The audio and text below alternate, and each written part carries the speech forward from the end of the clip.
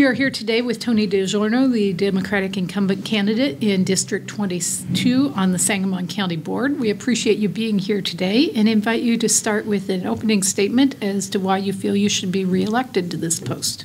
Well, thank you very much, Angie, and everyone on the editorial board for this opportunity. I welcome the opportunity to actually speak to the editorial board about what's going on at the county and why I believe that my last few years on the county board have been instrumental in being a sounding board for what's going on at the county. I am one of 5 Democrats on the Sangamon County Board with 24 Republicans. And at one point in time, I know my opponent this year said he doesn't want to be on the county board to ruffle any feathers. He thinks it runs smoothly.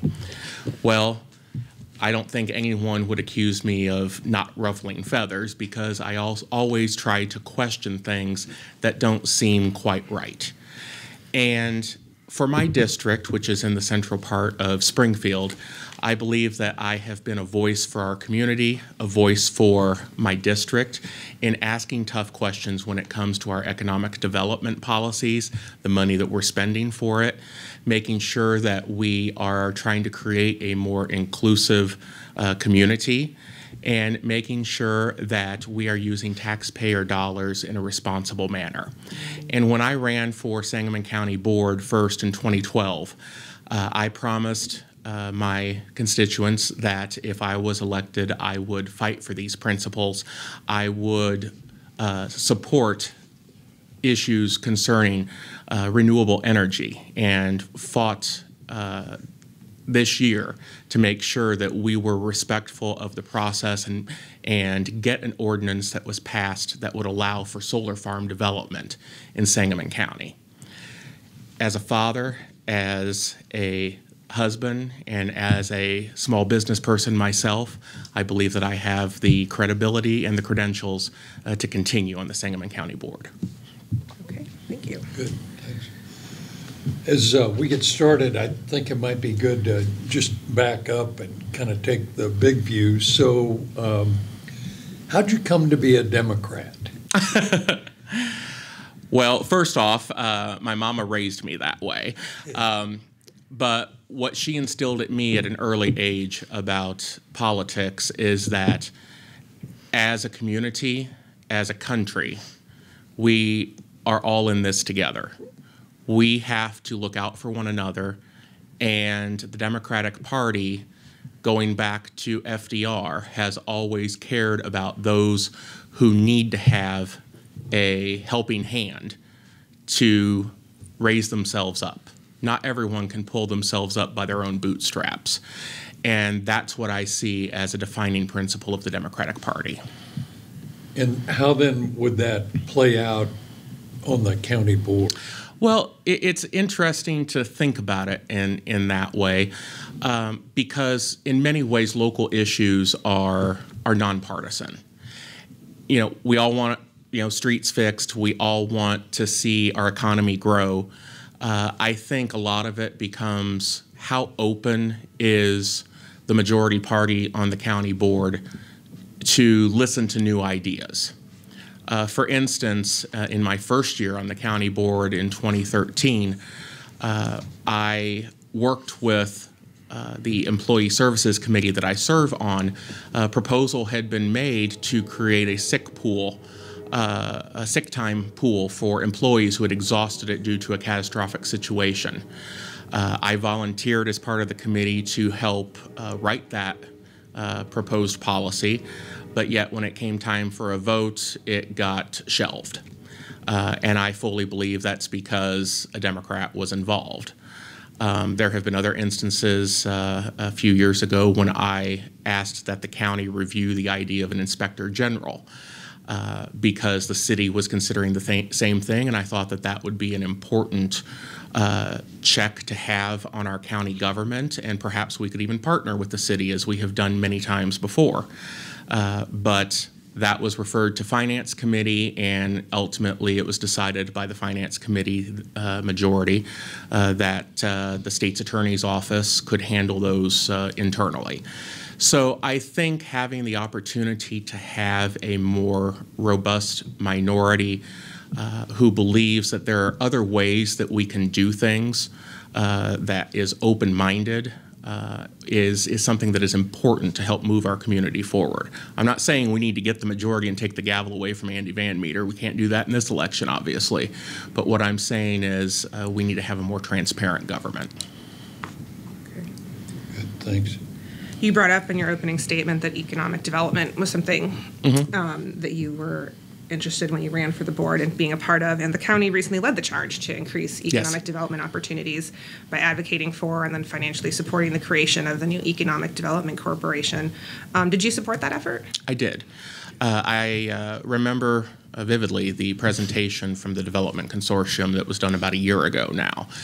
And what they told us is that Springfield and the Sangamon County community, we've beat the same horse to death several times when it comes to development efforts.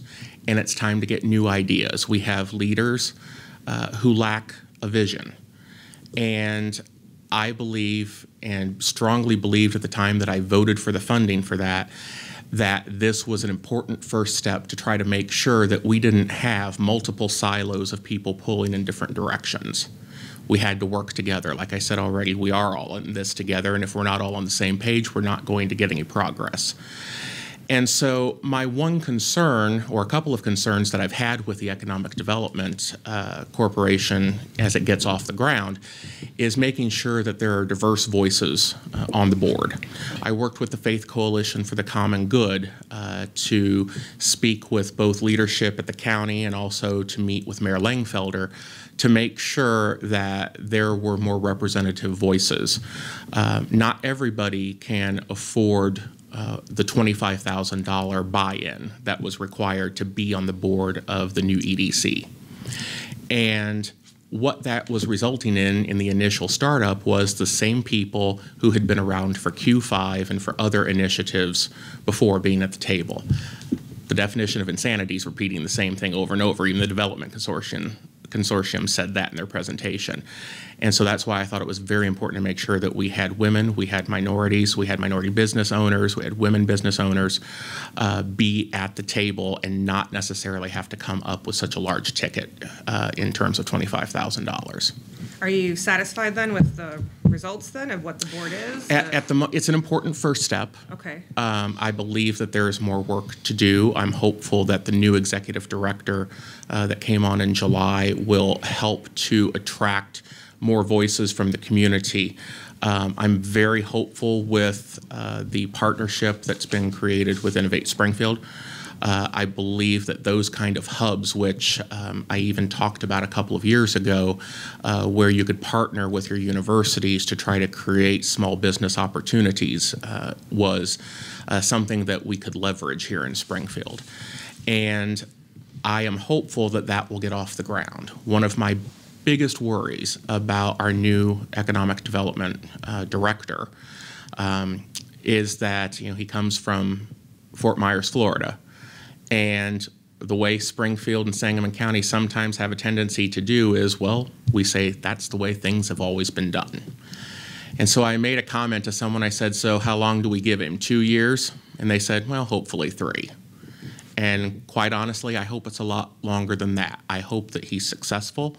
I hope that people in this community will give him and his staff, as he brings them on, the leeway to make change in our community so that we aren't a community that's stuck in the past, that we can move forward, that we can be on par with other cities, other capital cities especially, that have much more going for them.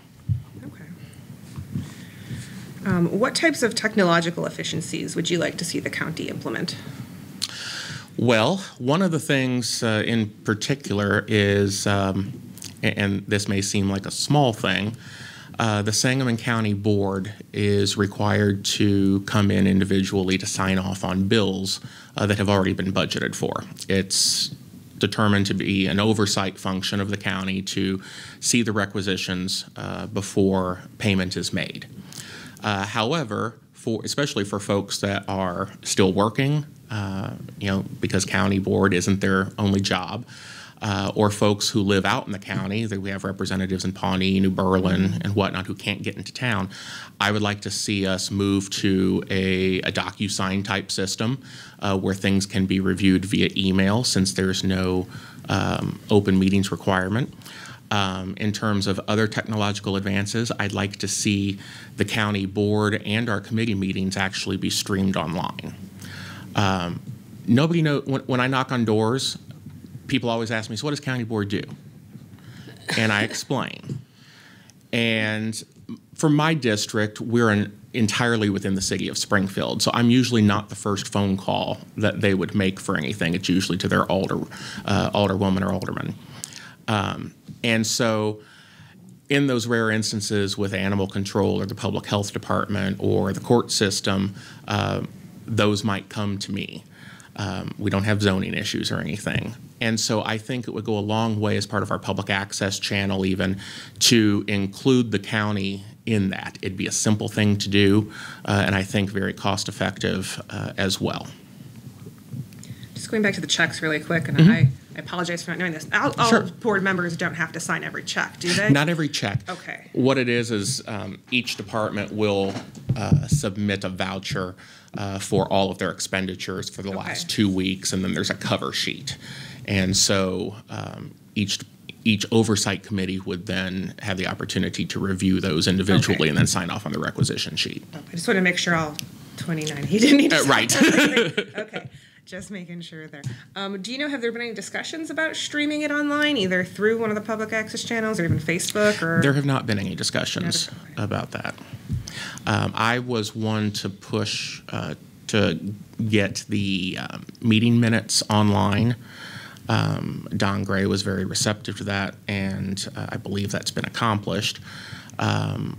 One of the other things that has not been added to the county website is the recording of our committee meetings. I think that's very important also. And I believe that, while there may not be that much interest from folks to be able to listen to any county meetings or stream them even, we still have almost $100 million budget, and folks should care about where their money's going, how it's being used, and see that sometimes committee meetings may last as short as 2 to 3 minutes. It's for someone who wants to get things done at the county and be involved. 2 to 3 minute meetings, while wonderful, sure, it doesn't take up much time, but the fact that it takes you longer to drive downtown to get to the meeting and park than it does to actually be at the meeting is a little disconcerting and disappointing. You brought up the budget, so when Yes. we talk about finances, more and more we hear about not just the state, which obviously has its own financial problems, but local governments struggling financially, having enough revenue to cover their expenses. So how are you as a member, and how would you, if you continued on the board, ensure the county is run in a fiscally efficient manner? Well, I will say that overall, I think that making sure that we stay within the confines of state law in terms of tax levies, trying to keep taxes low. I think the county has done a fairly good job with that, but I think that the devil's in the details. And unless you are on the finance committee or have the opportunity and the ability to attend each and every finance committee as a member of the county board, then you aren't privy to the details of what the line items may necessarily be.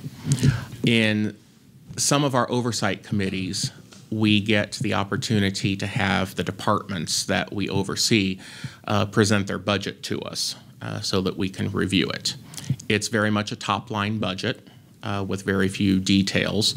I'm not necessarily saying I want to know how much you're spending on paper clips, but a little bit more than salaries is this figure. Well, who's in the department? What are we paying them this coming year? What are their functions? Those are things that I think are important for county board members to know, and it's not always readily available or presented unless you ask for it.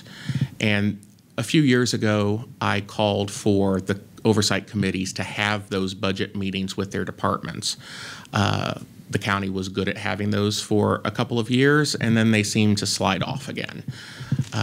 So I think a little consistency on that and making sure that all 29 members and not just those on the Finance Committee are fully privy to the details is of the utmost importance. Okay. So which committees do you serve on? Yes, sir. Currently I am on the Employee Services Committee, the Court Services Committee, the OEM 911 Committee, OEM being the Office of Emergency Management, and also the Jail Committee, which oversees both the Sheriff's Department and the Coroner's Office. So with just 5 members from the Democrat Party, that gets to be a problem, I would think. We get spread pretty thin. Yeah. How many committees overall? I believe there are 13 or 14. Interestingly, the number of committees, so that when there's an executive meeting, I believe is less than a quorum of the entire board. So I think it's just enough to not have to have a public meeting of the executive. And so most of the Republican counterparts, I believe, only have 3 committees that they need to be part of in order to cover. Democrats have 4 to 5. I know my floor leader, Mr. Bunch, he's on even more. One of the things that I'm concerned about with how members are appointed, especially the Democratic members, is Chairman Van Meter decides who sits on what committees. What I would like to see us move to is that the Democrats can decide themselves which committees we would go to. Mr. Chairman Van Meter could simply tell us these are the spots that are open. It's typically 1 per committee, and you divide yourselves up the way that you wish. Otherwise, I believe that we're prone to not having people with the strengths for certain areas being appointed to where they can be most helpful. Would that take a bylaws change? Perhaps.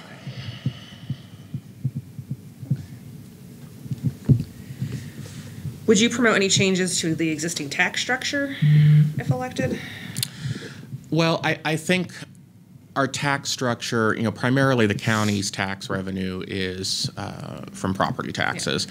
Yeah. And as a result, I think that we're pretty stuck by state law in terms of what we can do. So whether a new progressive tax would be approved at the state level and whether that would include any sort of locality tax where each community can decide for themselves how they would structure their tax system. I think without those kind of home rule type powers, Sangamon County itself is drastically limited in that regard.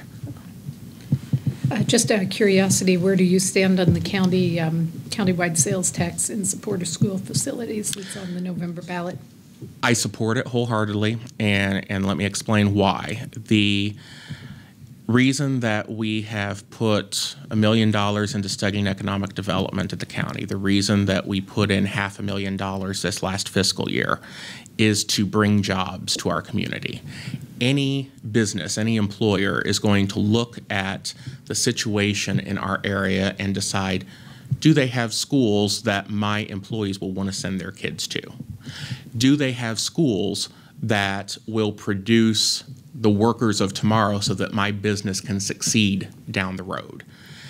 And right now, when you look at Springfield District 186, when probably our newest buildings were built in the 50s, and those that have been replaced is because of health safety money to replace them because of such deteriorating conditions, like Enos School on the north side. I think it's important for us to come to a conclusion that we have to put the adequate money into our school system to make them state-of-the-art, to make sure that they adequately, and not just adequately, but educate our children at the highest level possible so that we can attract business and sustain it here in Sangamon County.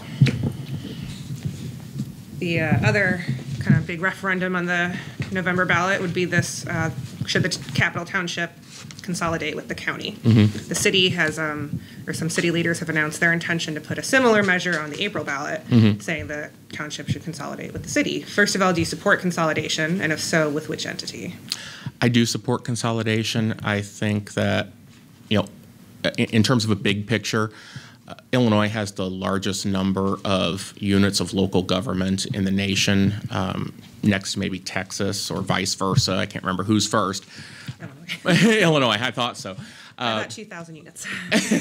and so, townships were created back during the rural pioneer days so that you could get to your government in less than a day's horse ride. There's no need for that right now. Sangamon County has 26 townships, I believe, and many of them now are using intergovernmental agreements to consolidate their functions, so that 2 to 3 townships might be doing the same thing for all of them as opposed to each one working individually. Well, to me, that's the first step to consolidating. And in terms of Capital Township, when you have a nearly coterminous geographic area, Capital Township is about exactly the same as the city limits of Springfield. Similar to what happened with Belleville, I think. Belleville consolidated their city and township governments together. I think Springfield city government should take over the functions of Capital Township. And the reason I would say that is because of who is representing the people of Springfield. Should someone who comes from outside of the city limits of Springfield be the elected official handling Capital Township issues? I think that it is absurd that we are the one county in the state that by state law it is mandated that the county treasurer be our township collector, and that our county clerk be our township assessor. If those, I don't think that we've had the situation yet, but if those individuals lived outside of the city of Springfield, how is that representative government? If it, let's say consolidation did happen with the city as you were proposing, would you recommend then changing the county, township, and clerk roles? I mean, would you then have the city take over that aspect of it? Or, yes. Okay. Yes. In my opinion, it was a political power grab 20 years ago when that statute was put into place. What the county is doing is they have several employees that are being paid both by the county and by the township for their position. Okay. I believe that if we were to eliminate the township and fold that into the city, I believe the city would be in a position to provide those services without as much overhead and structure as what Capital Township currently has. Okay. What infrastructure needs do you see need to be addressed in the county? Well, first off, out in the unincorporated areas, we need to make sure that we have adequate roads and bridge funding. A lot of that comes from the state and federal government, depending on which street you're talking about. Furthermore, I believe that we need to look at the county being a potential partner and sponsor for high-speed internet in our rural areas.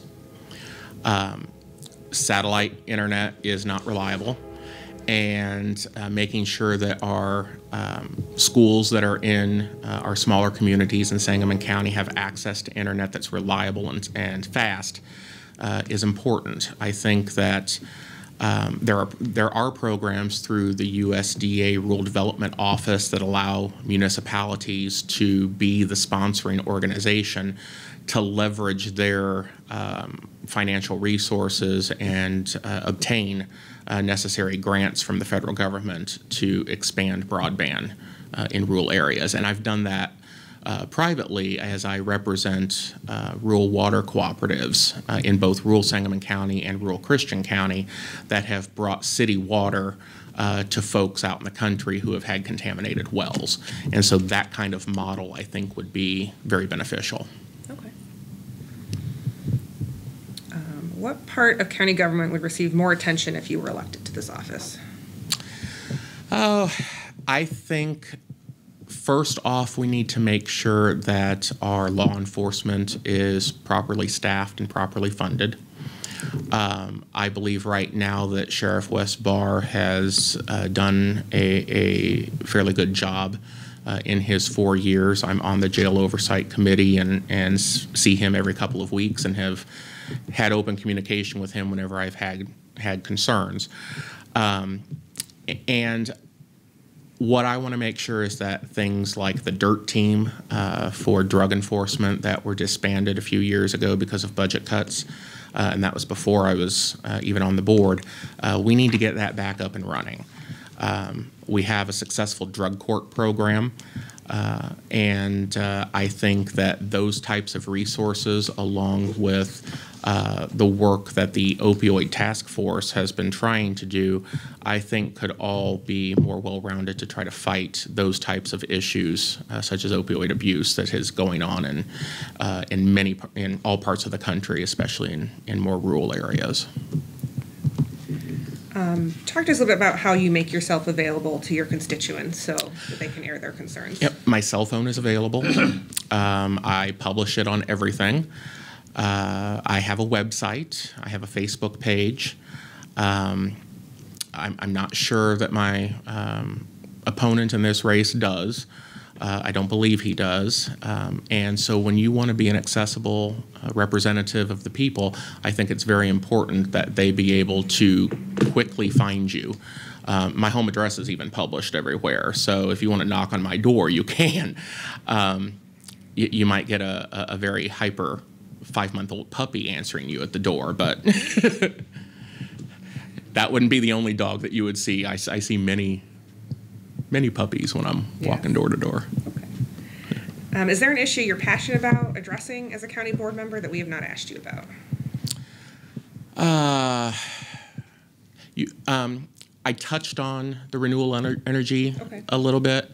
One of the things that concerned me about how the process went with solar this past year is that with the state law that created these credits for companies and individuals to tap into solar dollars and to create renewable energy alternatives, there was a big rush at the beginning of the year to get an ordinance in place because people were calling up the county saying, hey, can we develop here? And instead of the old carpenter line of measure twice and cut once, we ended up measuring twice and cutting twice because we quickly implemented our first solar ordinance at the beginning of this year. And then when the first zoning proposals came in, local residents were not happy with some of the restrictions to make sure that it didn't hinder their property or cause adverse effects on their property. And I think had we thought that through a little bit more carefully the first go around, it wouldn't have been so confrontational over the past couple of months. Luckily, we were able to get there at our September meeting and approve 2 zoning ordinances, not unanimously. There were several people who dissented. And I believe that we have more solar zoning applications coming before us in October. And the best part is because this pool of money is so limited for development, these larger developers will be put into a lottery system in January. So we may see 0 development, we may see 2 or 3. But I think it's very important that the county welcome these kind of initiatives. 6 years ago, during my first election, my then opponent, who I defeated, was chair of Public Health, Safety, and Zoning, and led the zoning hearings for the ordinance for wind farms. I'm still waiting to see a wind farm be built. I think that Sangamon County says we're open for business, but in reality, we're not. I was very upset with zoning that had been approved at every level until it got to the county board when it came to bringing a small business to the west side of town out on Curran Road. It was a small seed company that is in Jacksonville. They wanted to move over here. And instead, I believe there were some sensational stories on television about how the seed trucks will, run over children when they're waiting for the school bus. And confusion created as to, well, where are they going to access? What streets are they going to even go down that they're able to go down? And so everyone along the way said, is this deal done? And everyone said yes, but then it was killed at the county level. And I really believe that if we are going to create a professional staff that is going to make the recommendation as to whether zoning is appropriate or a waiver is appropriate, that professional staff should be relied upon. And otherwise, if we don't do that, we are giving our small businesses that want to develop in our unincorporated areas of the county, we're giving them the runaround. And that's what I saw happen a couple of months with this particular company. And I believe that needs to come to an end. Anything? I just kind of quickly, we talked a little bit about the township consolidation. Mm-hmm. Are there other kind of broad things? I know done public health and animal control. Are there other broader kind of services that you kind of envision at some point coming together? At the moment, between the city and the county, I don't see where there might be other aspects at this point in time. We've consolidated election office functions. The city has already spun off the park district. That used to be the Park and Recreations Department. There's been a lot that has gone from city control to the county, I'd say, in the last 20 years. And so from a city perspective and as a representative of folks who are solely city residents, I defer really to my alderwoman and aldermen as to what their thoughts are as to what the city would want to give up next, so to speak. But in terms of where they can best work together, right now it's economic development. You have the city's economic development office. Val is doing an excellent job, I believe. I've met with her at the city with regard to the Economic Development Council. And I think she is doing everything that she can. But again, we have that arm, we have the new EDC, and we need to make sure that everybody's working together because we are all in this together. Okay. Well, we thank you for meeting with us today and invite you to give a brief closing statement as to why voters should give you another term on the county board. Thank you very much. Again, my name is Tony DelGiorno. I was first elected to the county board in 2012, and my wife and daughter and mother-in-law all live in the same residence at the corner of Lowell and Cedar, right in the center of our district. And I understand what it is to be a multi-generation family. I understand what it is to struggle, keep your business afloat, and to make sure that things for your children are the best that they can be. And when I look at Sangamon County, I want to make sure that Sangamon County is a viable option for my daughter to want to return home after she's done with college. I don't expect her to return home, but I think all of us wish that our children and grandchildren will say Springfield was a wonderful place to grow up, and I wouldn't mind going back there because it has the opportunities that I want.